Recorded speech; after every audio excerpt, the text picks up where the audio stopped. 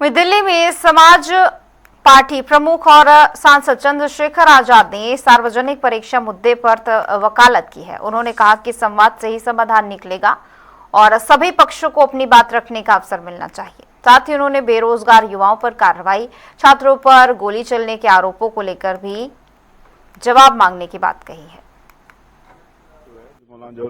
देखिए, चर्चा होनी चाहिए। मैं चर्चा का समर्थक हूं। संवाद होगा, रास्ते निकलेंगे। हम लोगों को भी अपनी बात कहने का मौका मिलेगा जो हम सुधार चाहते हैं।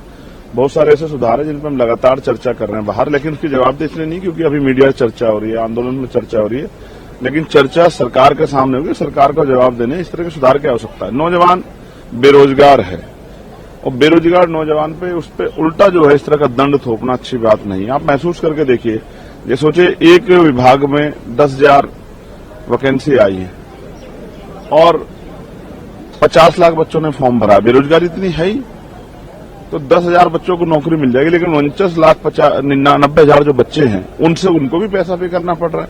वो तो पहले से बेरोजगार है, हर चीज में टैक्स दे रहे हैं आपको। भाई कपड़े खरीदने तो टैक्स दे रहे हैं, जूते खरीदे तो टैक्स, किताबें, पेन, जितना भी सामान खरीदे हर चीज पर टैक्स है देश के अंदर। खाने पीने के सामान टैक्स हो तो बेरोजगार है, फिर उनपे इस तरह की मार और फिर पेपर लीक, फिर घोटाले और फिर जो है तमाम तरह की और परेशानी की री एग्जामिनेशन करा रहे हैं, तो वो बच्चे कहाँ जाएंगे। इस तरह का जो भार है, बहुत सारे सुधार होने तो चर्चा होनी चाहिए।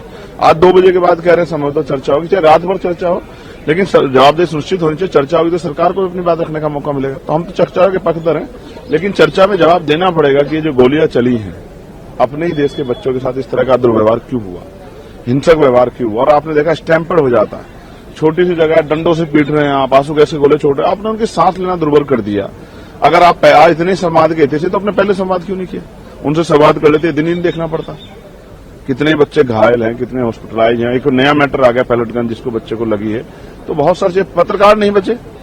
आपने देखा एक पत्रकार को पैलेट गन से हमला हुआ, तो आप देख ही नहीं रहे थे किसी में भी होकर। इसका मतलब इस बात को स्पष्ट करती है तार्किक रूप से, एविडेंस के तौर पे, कि आपने ये नहीं देखा कि सामने कौन है। पत्रकार थोड़ा हमला कर रहा था, उस पर क्यों चलाई आपने। इसका मतलब आप और सिर्फ उस आंदोलन को चलना चाहते हैं, इसलिए आपने सारे हथकंडे अपनाए। इसका जवाब सरकार को देना पड़ेगा। देखिए, मौलाना अली जौहर यूनिवर्सिटी जो रामपुर में है, इस पे सबसे बड़ा प्रोटेस्ट आजाद समाज पार्टी ने किया। पूरे प्रदेश भर में ज्ञापन दिए 75 जिलों पर, और देश भर में 25 तारीख को प्रोटेस्ट हुआ था। उसी के दबाव में आके इन्होंने ये फैसला लिया। हालांकि शिक्षा के मंदिरों पर हमला नहीं होना चाहिए।